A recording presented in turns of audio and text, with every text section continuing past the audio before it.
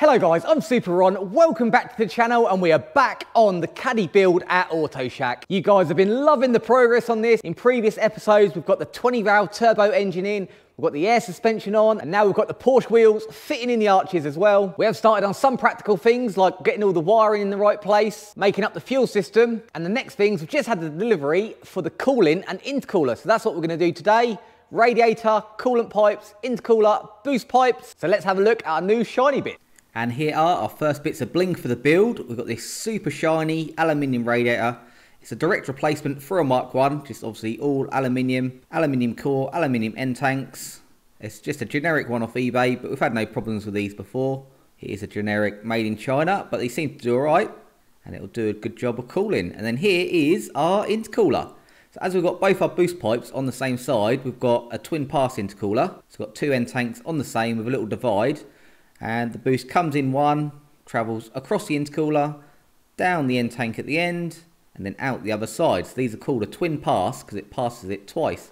Much like the radiators are like that as well. You've got two outlets but a divider in the middle. And then the coolant comes in one, travels all the way along one pass, along the open end tank, and then all the way along to the other end. These are really substantially made, a real heavy item with the cast end tanks. Actually come over from Europe. This is another eBay intercooler we found. That's who it's made by. But a really nice bit of kit. So one thing we did think we were going to have to do is lose these twin headlights. The inner headlights just sit in where the main beam bowls are. So we're going to have to go back to a single headlight grille. But we knew that was always probably on the cards. It's just going to release a lot of extra space under here. So let's try some bits in. Well, straight out of the box, that's not actually too bad. They both fit in there. The radiator's sitting pretty much where it normally would be. It's just a little bit further back. But it's mainly holding out by these two nubbins, which are universal mounting points, which we don't actually need on the front there. So we can chop them off and move the rad forward a bit. The intercooler could do with coming forward a little bit as well. With a bit of fettling of the front panel, we can get a few more millimetres there. But with a bit of trimming, I think we're going to be alright. And with a bit of cardboard craft, we can make ourselves some nice covers so the fins don't get messed up. Nice and safe. And another. Perfect. There we go, all wrapped up nice and safe. Just so during the mock-up, none of this will get scratched or scraped and all the fins will stay looking nice. So now we've got to try and cut off these ones on the front. We're not going to need them. They're just for mounting or fan placement. We'll keep the ones on the inside. They'll all stay. But these ones will allow us to get that intercooler just a little bit closer. So let's start chopping. One. Let's get the rest. That's all four smoothed off. So now we're flat on the front. So that should give us a little more clearance. I've put a bit of wood under the bottom of the intercooler to raise it up. Because it slopes right in there, we do lose a lot at the bottom, just as a trial. So now, let's see if it can squeeze in. Just took that plastic trim off to give us a little bit more clearance. We are going to be pretty close, I think, if we move this along. So we might need to trim some of this out to be able to move forwards a tiny bit more, and then we'll just reinforce that after. Because if you cut these completely out, got nothing holding your bonnet down, so that's all that's holding the bonnet closed. So if we cut these out, that's just going to go with the bonnet still attached. So we'll do a little bit of trimming, I think. I've been having some trouble fitting it in. We don't normally have this much trouble. We have got that brace in there, which I can slim down. You don't want to cut it all the way out, but I could cut it out and then replace it with something cooler. But something I just noticed, this is dished right in here. So obviously it's had something hit it here and push all this in, which is why I'm struggling for room at the back. And that's actually twisted this round and this round. So I think with a bit of a lump behind here, that'll push that back out and give me a lot more room. And I think I might just take the lip off there, all the way up. And that just gives me a little bit more clearance at the front. I know I am adding a bit with the cardboard, so we have got a few millimetres spare, but I really want to leave the cardboard on, because then when I take it all off, there will be a few millimetres clearance on there, which will be ideal. So let's give this a little donk out, get that flat again, and then try again.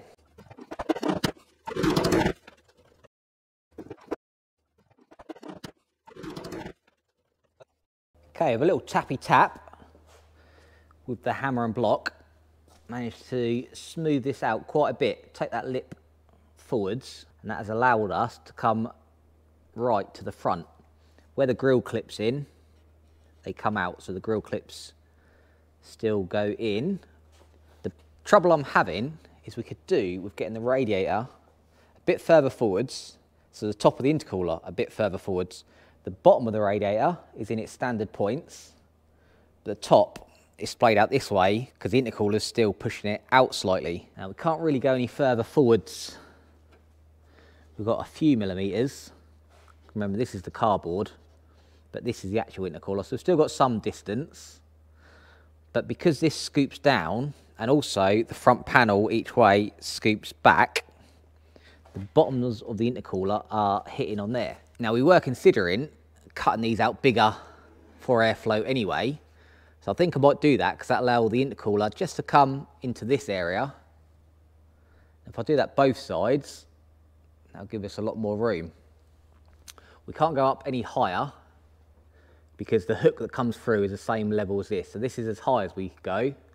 But you can see from all these marks, this is why we tape them all up, because otherwise it'd all be ruined on the final fit. Ideally, I want the edge of the radiator on the front panel so there's no gap between them. It is going to be looking a little bit tight to putting this cover back on here, so we'll have to see how that goes. If we even have to just cut the edge of it and still use that half, that'll still be all right, but we'll see what we can fit in. Let's start with this side. We'll make the vent this big to this big. And that's giving us a nice lot of room in there now. So let's try it in again. And intercooler in. And now that has allowed the bottom to come out, which lines it up much better. I think we're just about where we want to be. Without the cardboard, that's going to be nice and upright. And we have another hole. So on this side, I cut it out the same size as this one used to be, as a factory kind of size of the front panel, to see if I can hide the boost pipes and everything that's behind there. The bumper is here anyway, so you're not actually going to see any of this. So I'll see what it looks like when it's all uncovered, because we can always just cut all the way around that one so they match. But with the twin pass, it's going to work quite well, because the top pipe is going to come across in that grill, goes down the end, and then it's going to come across the bottom to the bottom pipe. So this is going to work nice and efficient. I just thought I'd try the bumper on to see where that sits. And the bumper does in fact completely cover those vents. It'll sit up a little bit, so the bumper sits kind of about there. So from underneath,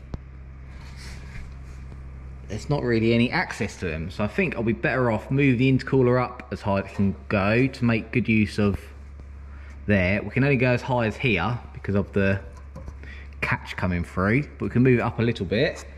And the other thing, these are getting pretty beaten up and battered, and they just don't look very pretty. And how they get their strength is because they're shaped like that, whereas now they're flat. So I've just cut out some thick 3mm plate, and I'm going to put them there and there, weld them in, and then I can get rid of all this, but it'll still have its strength because we are going on the thickness. So I think I'll cut out that mess there and there, weld these in. There's still loads of room behind the grill for them to go that side, and that'll give us a few more millimeters. If I put them on this side, we can get rid of all of that at the back. So I've just gone to start replacing these and chopped through, just to show you how important they are, that you can't just get rid of them. You can see the front panel, just like a wave machine without them. So with the bonnet on it, that'll just pull up, which is why we're putting these bad boys back in. And the other thing I've got to do is, because we're going to paint these black, but you will see the shadow behind the grill, so I need to make sure they line up well with the grill. So I think I'll tack them on there.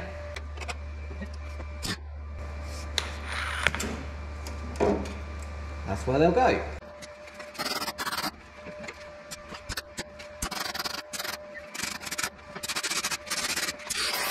Back to being sturdy again. So now the intercooler fits, I thought I'd better start working on some mounts. So it's got these threaded bosses on all four corners.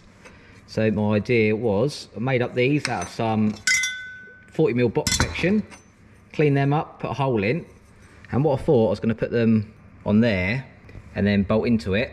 This is the bottom, and weld that to the front panel. But it's going to be a little bit funny getting your fingers in there. So I cut down a bolt. That's going to thread in there. I'll Loctite that in, and then it'll just be like the radiator, and that will just drop in on the mounts. So in theory, I could put a nut on there to secure it, but the radiator just has a peg, so this will be fine with a peg as well. So one in there, one on there. I'll weld that to the front panel, then we just need a little bracket on the top. Whoa. Man, this thing's heavy. So I've just put a nut on there at the minute to hold it, but that's how it's going to go in. Let's try it in the car, and then we can just buzz these onto the front panel. Intercooler mount's done, and then we'll just put little brackets to the top of that one. Turns out 40mm box at the bottom is just too big. Could have done with some 37mm box. So I'll just slice the bottom of that, it'll still work fine, and then we'll try again. Let's try with that. That's better, that's back where we were. Now I can just weld these on. Right, we are all cleaned up, ready to weld in. I've cleaned all the front panel off. One thing I just want to double check, I'm gonna have to risk it all and uncover this, because I just want to make sure the intercooler is exactly straight with this front panel. Because I remember when I got my Astra, that was the first job I did. The first thing I noticed, they'd put the intercooler in on the wonk, so you could see it through the grill. All the grill lines were that way, and then the intercooler lines were all up like that. So I'm going to take this off, make sure it's all in the right place, very carefully, tack it in, and then cover it all back up again. I've just dug the standard radiator back out that it came with, because I just wanted to double check where it actually sits. So these are the original points where it is fixed onto. It does sit quite far backwards, so we are actually fitting better than what the original is. I thought this was tucked under, but it's not.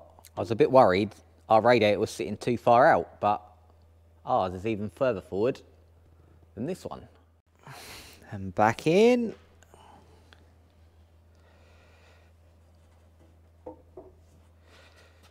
Let's tack it in. So on the same brackets, the radiator actually should sit there. So we are bang on the money, because we're tucking it a little bit more. We'll be more here. Nice. And with the bonnet shut, we've got all our clearance. So you can see there, that's nowhere near. So it's not going to go any further than that. So I've got a finger gap clearance. And this top bar isn't an intercooler bar anyway. The first one is here. That's just for mounting. We are good. It's officially a turbo. So now let's see if my plan of unbolting it from the bottom can happen.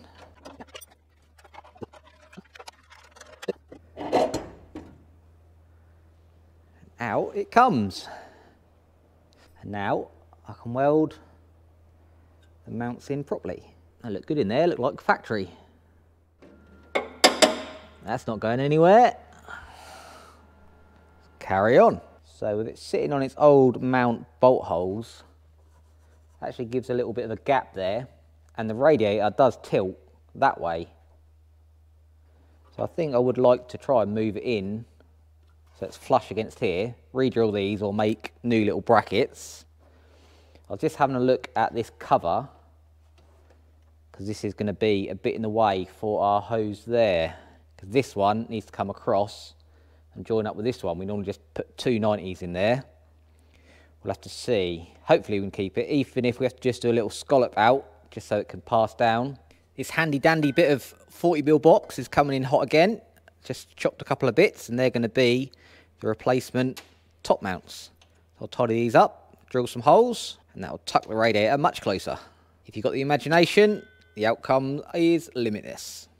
And I've got a little plan for the old radiator brackets. And they are now repurposed as intercooler top mounts. So they'll do the job. I put slots in them so we can adjust it for the final fix. I don't want this touching the front panel, but there's just a little gap between the two, and a nice gap between the radiator and the thing. We can put a little bit of foam down there, and that's nice and even. Looking good. I've just bolted that trim back on, and that is right in the wrong place, just where we don't want it. So, I don't know, we might be able to get a tight 90 down and put a little scallop, or worst case scenario, we just chop it off there, make a nice curve there, and at least this end will all be covered, all the bits that it hides under there. So now we've got our to and from, we need to join the bits, same for the bottom, and sort out what we're going to do with this boost pipe underneath. So we've got a big box of all sorts of pipes and corners, everything we've got. I'll start seeing what goes. We've got 90s, we've got less than 90s. I don't know whether we're going to be able to make it all in one piece or have to put joiners. It's a bit of an odd angle, and then we've got the height difference to go down as well. Let's start mocking some stuff up.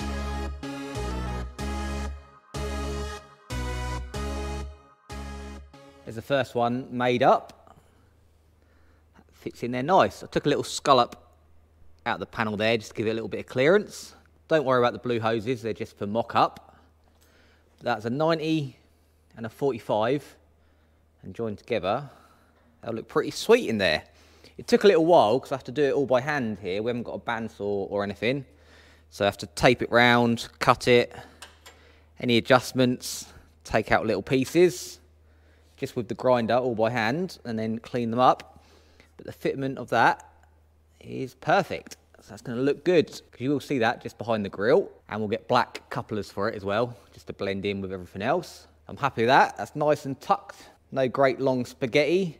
Sometimes you have to take them out and around and do lots of curves, but this one's worked out nicely. So I'm happy with the top boost pipe. You can see it a bit better now it's off. So I'm going to put some beads on the end with our bead roller, and then try and stick it together a bit with Mr. TIG. It's easier with a straight one because you've got it straight out. With a round one, you've got to keep spinning it like that. But as long as you keep it pressed up, you just keep tightening it. And then once it finds its groove, it kind of holds itself in. And then you've got your boost pipe and it won't pop off. Do the same to the other one. Stick them together. Well, I just had a little practice on a straight bit and not too bad. So let's try on the real thing.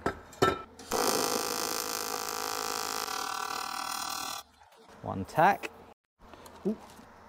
Just needed to squeeze that in a bit. This gap had opened up from this side. So now I'll tack it there, and that will hold it nice and tight all the way around. Hopefully this won't set on fire.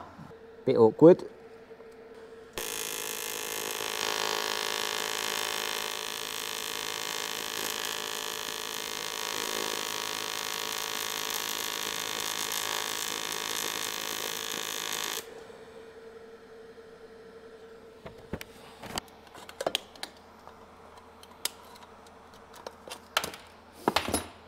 And we're connected.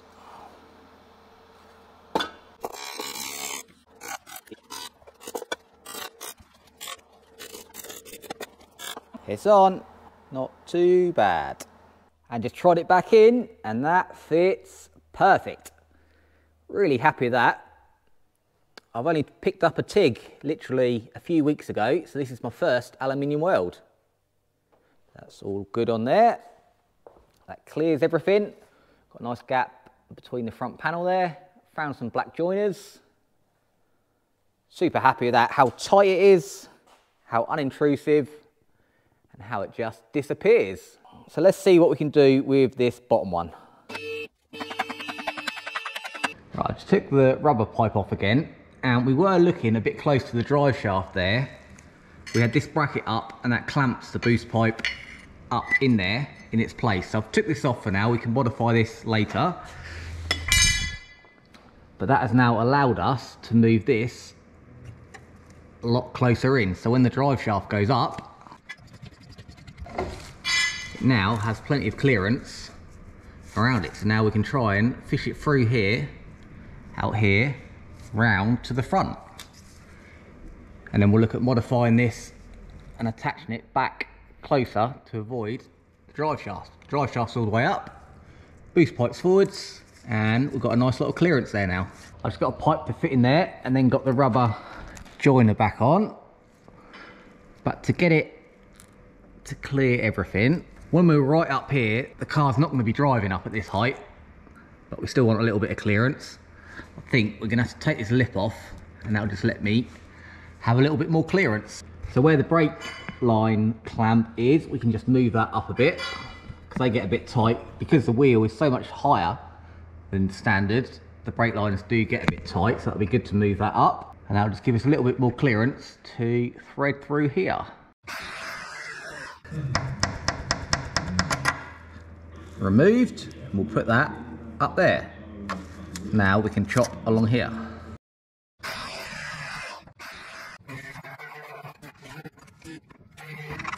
And we're out. Just got to plate that little bit off. So it's just a little triangle there, but that's gained us a lot of room.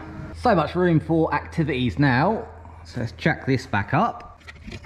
Now we've got all that to thread through. So with the wheel back on, coming down here, we have actually got quite a lot of room, because this is almost touching up there on full lock, but down the bottom we have got a nice lot of room, so we could come under, then up to the intercooler up there. Let's start mocking stuff up again.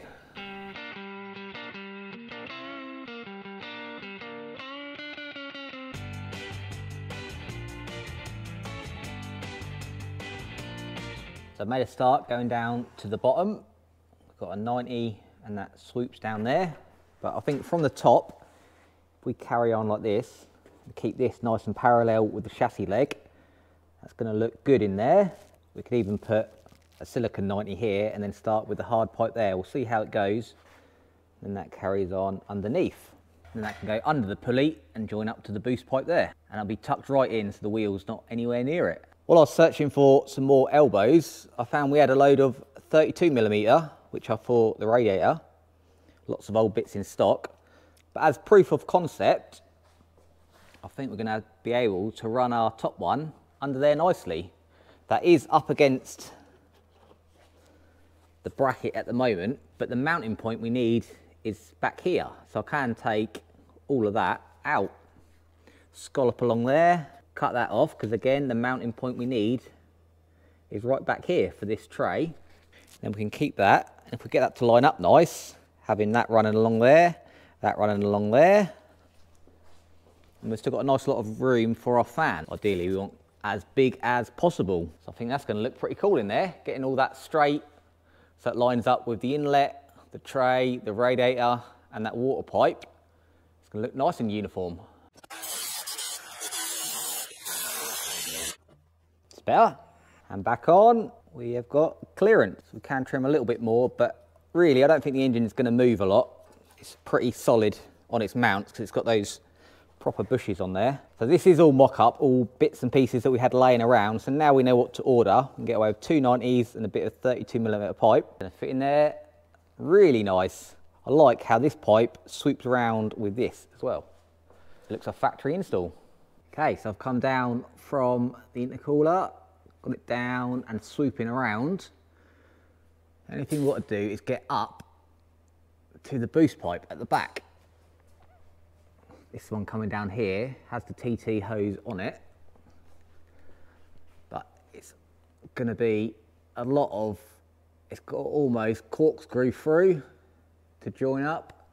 So what I'm wondering is to leave this for when our exhaust fabricator makes up the system. Maybe he can make a little pie cut bit to go in there, because with all the bits we've got left, I haven't got enough here to make it. But that's going to sit in there nice, and we've got bolt holes here and here. We can put little tabs on to hold that in place, just like the factory one. And we're tucked nice and close to the block, so we're nowhere near where the wheel is going to be. And also the other thing we've got to do is put a map sensor This is the map sensor plug. We have to put that in this boost pipe. Usually that's in the intercooler on the TT, but for us, we need to put it in here. So we'll get a boss and get that welded on as well. But if only this one was a little bit tighter than a 90, that could kind of go up there a bit more. We can cut this and put another one on. We shall see. I'll have a little bit more playing, but front half is good. And I've got the water pipes on the bottom now as well. It's all coming together. The other thing, I've just dug out the GTI front splitter, just to see how low that sits. And now the sump doesn't look so vulnerable. You're actually going to hit the splitter before you hit the sump. So without it, it looked like the sump was a long way down. But now if you look with the splitter, that's going to give you a little bit of a warning. And you can see on full lock, we're going to have loads of room. There's nowhere near.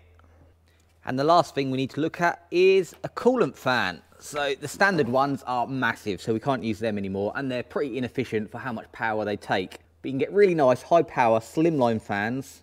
Spaldy really good ones. Sometimes these alley radiators do come with a fan, but the cheap Chinese fans are absolutely rubbish. Literally, if one does come with it, we just chuck it away. We have no problems with the Chinese radiators and intercoolers. They perform really well, but the fans are just rubbish. It's just a no-brainer to upgrade to a spool. So I've just been having a bit of a measure up, and we can fit perfectly between the rails 296 millimeters, and that'll go from there as well. So it will cover nearly the whole radiator. At the edges, they stick out 30 millimeters, which we've got plenty of room here. We can still get a hand between that hose. Then they stick out 60 millimeters in the middle, which is going to be no problem. We've got lots of room here where they actually stick out. I'm going to redo this coolant hose to go from there up to here without this kink in it, so that'll give us more room there. But yeah, we are going to have a nice lot of room. So we'll put that on the list as well. The front end really is looking cool now. It's going to be nice and stealthy behind the grills, and then we can fit the fan in. So I'm not sure whether he's going to run the bumper or not yet. This is super low now. So we'll have to see what our options are with the bumper. We'll leave that for now. As you can see, it does hide it all up. So I think we're at the stage that we're close enough, because we're getting to the point where we need to start pulling the engine out to do the engine bay. I think we're going to be able to make a little up and over. If we don't do it, our exhaust fab guy will be able to do it, and that will finish the boost pipes off. Right, with everything finalised and in its place, I think that is about time we can wrap up this episode. I'm really pleased with the intercooler placement. We've managed to get it in, get everything fitting around it, get the radiator in on its mounts, and I'm really pleased with that one-piece top boost pipe. It's little touches like that that just really change a bay when you've got a pipe and a join and a pipe and a join. It looks very homemade, or if you get one-piece boost pipes, it just looks so much more factory. And that's what I do like to do, make it very difficult to distinguish where Audi stops and where Super On starts. It all kind of blends in, looking very factory. So now we've got our measurements for the fan, for some extra boost pipes and couplers. We can get all them ordered. But I think we are to the point now where we have done all the fabrication we need in the bay. All the brackets we needed have been welded on. All the bits we don't need have been cut off and marked off. So I think in the next episode, we can drop the engine back out and start on the smooth bodywork in the engine bay. We're going to be welding up all the holes, get everything painted up, Colgate white, and that's when the transformation is going to start to happen. It's been great kind of piecing this together so you can see where everything's going to go, but it's when it's in fresh paint that this really starts to shine, quite literally. And once again, thank you to everyone that's been tuning in and following the Caddy build. You've been really getting into it. And if you're only finding this build today from the intercooler install, I've loaded all the episodes into a playlist and put them down in the description, so you can go and have a big binge, get right up to date, and then you'll be all set and ready for when the next episode comes out. So make sure you give this video a like. Be sure to tune in next time, because it is going to be time for the big strip down. But until then, make sure you have fun.